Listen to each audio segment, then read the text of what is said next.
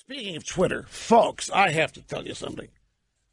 The New York Times put on their website late Saturday, published in their newspaper on Sunday, one of the most phenomenal stories. Now, I know I am on record as having lost respect for the New York Times, and I am on record as having said many times that my instinctive reaction to anything in the New York Times is not to believe it. However, this story I happen to know is true. And it is phenomenal. It is a very, very long story. I would recommend that you read this story on your computer so that you can benefit and experience the amazing graphics that they use to illustrate the point. And the point of the story is that you, anybody, can buy followers on Twitter and Facebook. You can buy retweets. In other words, you can buy fake human beings and have them reported as following you. The names of people who have done this are listed in the story. They run from actors to athletes to pundits to journalists. These are bots. You know, I found a lot of people, when I say a Twitter bot, Facebook bot, so what is that? Well, the easiest way to explain it, it's just an automatic script. It's just a little piece of code that is triggered by anything the creator wants it to be triggered by. It's called a robot or a bot because there's no real person behind it. It's made to look like an actual human being with a Twitter account, but no human being exists. It's totally fake, made up. Some of these bots are actually based on real people whose identities are stolen and modified ever so slightly that you wouldn't notice it to the naked eye, and others are just manufactured out of whole cloth. There's an actor mentioned here in this story that has 975,000 followers, with the vast majority of them unreal. They have been purchased. And the number one company selling these bots is right here in West Palm Beach above Rocco's Tacos on Clematis Street. Not to be confused with the Rocco's Tacos on PGA Boulevard. The Rocco's Tacos on Clematis Street is where this little guy's office is. He's 27 years old. He makes people think that his office is in Manhattan. It's exceedingly cheap. You can buy 100,000 followers for $10. The guy has earned $6 to $7 million selling fake followers. My friends, what this means is that very little is real on Twitter. Ditto Facebook. When you can buy followers, Ray Lewis, the future Hall of Fame linebacker for the Baltimore Ravens, is listed as one who has purchased followers. Now, some of these people are going to say, I didn't know, my agent must have done that. But the bottom line is, you can create bots to do anything. The reason I know this is true is because, as I have shared with you on countless occasions, we have run up against this procedure, this technique, trying to damage our business here.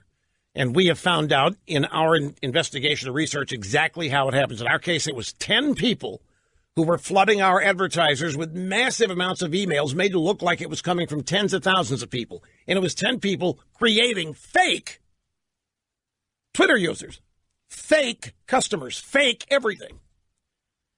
So it's one thing to create bots to bombard your enemies. It's another thing for you to knowingly go out and purchase followers.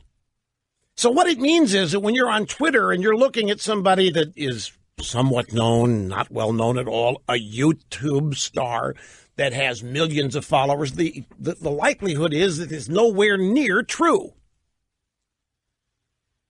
But look at the influence that it has had. This is why followers are purchased. Look at how often the drive-by media quotes Twitter in every story they do. How many times have you heard in reaction to a story, Twitter is melting down? and you are being led to believe that story happens, whatever it is, and on Twitter there is this massive reaction to it, either positive or negative. And then you are further led to believe that story is huge and that millions of Americans have an opinion on it. And the likelihood is that very little of that is even true. Now, you might be asking, why would the New York Times be doing this? It's very clear to me. The New York Times had to weigh a couple of things here. On the one hand, these bots can be used to really damage your enemies, business opponents, political enemies, personal enemies. Because you can create fake bots and you can make it look like a person is literally despised and hated when that person isn't. And you can turn it around. You can make it look like a person is universally loved and adored and renowned by gazillions, and that isn't true. It's a way to earn fake popularity. Everything is fake on this social, no, not everything. So much of what social media is fake. So much of it is unearned. So much of it is the result of shortcuts. I'm certain the New York Times did this because they're fed up with Twitter having more influence than they do. The New York Times is the paper of record. The New York Times is the media of record. Who the hell, what the hell is this Twitter business? They've probably been saying to themselves. I mean, it is a long story. It has many different writers and reporters on it. The evidence is pretty clear. As I say, if I didn't have firsthand knowledge of this, then I would be highly suspicious of the reporting, of the agenda, the whole narrative. But since I know that this stuff happens. Now, by the way, I have to tell you, I did not know, and I'm happy admitting this. It made me sound like I'm a bit naive. I did not know you could buy followers. I didn't know that. But a lot of people have found out you can buy followers. You realize the power of that, folks? Let's say you're a B actor or a B pundit. You're a YouTube star, where in reality you don't have millions of people watching you. It's ridiculous. Streaming hasn't grown that much yet. But yet there's all these YouTube stars. You know, can I give you some evidence of this? There was some YouTube guy, forget his name. I don't mean this to be critical of the YouTube guy. Please do not misunderstand. But some YouTube guy was creating very clever videos. I don't even know what the genre was. His first name was Casey. So CNN thought this guy had this massive millennial audience. And they signed this guy up to start producing videos for them. And they got zilch. The guy finally had to admit that he didn't know how to do what CNN wanted. He didn't know how to... what the real problem was, the guy didn't have anywhere near the number of followers and audience that it was made to appear that he did. See, when you live by the fake sword, you die by it. When you want fame, but it isn't real, it's going to come back and bite you. When you want wealth, but that isn't real, you've stolen it, you've cheated it, you haven't earned it, that's going to come back and bite you. You want popularity, and everybody on social media does. And this is just one side of social media that's bad. The other side is just the absolute sewer that it is, with the cultural destroying language and behavior that is used on these social networks, the discourse and all of that. And then the third element of this is all the lying about what great lives people have and how exciting their lives are. And people read this and think their lives are miserable and they get depressed. I mean, it's bad all the way around. And now adding this buying followers to it. So how many people have now comfortably gotten a false, totally incorrect opinion of the popularity of certain issues, of the popularity of certain people, when you can go buy it all? And I'm telling you, it's cheap. You can buy 100,000 followers for $20, folks. All you have to do is know where to go do it. And some of these bots are actual real people who do not realize they're being used. Their email address is changed with one letter. A capital I might become a small I so that nobody would notice it. The user photo might be compressed a little bit so that it looks slightly different color, but not enough. You wouldn't notice it without a side-by-side comparison.